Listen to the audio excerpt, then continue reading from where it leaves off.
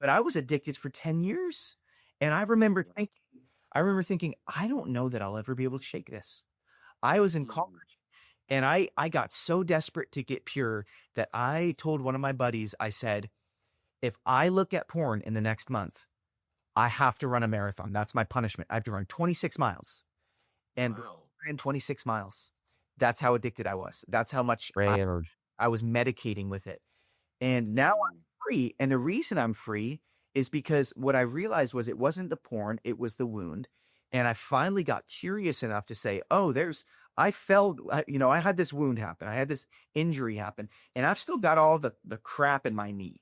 So got all that crap, so got all the dirt, and now it's getting infected. Now it's spread. Now that wound is spread. Yeah. Until I go in and I scrape out that wound and I put the hydrogen peroxide on and I put the antibacterial on, I put a Band-Aid on it, and I Right. trying to heal, I'm going to continue to have this infection spread. And then I'm going to look at the symptom of the infection and be like, oh, I've got a porn problem. No, you don't have a porn problem. You have a wound problem and you haven't addressed the wound yet. And so I went to therapy Yeah. and I started talking to therapists. And my first therapy session, I'm like, this did nothing. That was a waste of time. That was weird. I just shared with this random lady everything that's ever happened to me. And then I got into my car, closed the door, and just started bawling my eyes out.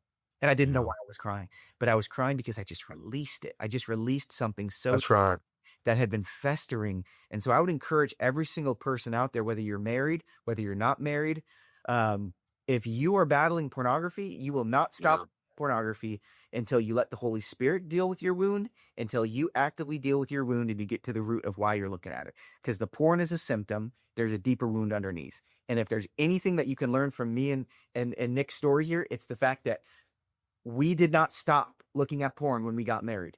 It continued, and the reason it continued is because it was never about the porn or the horniness in the first place. It's not about that.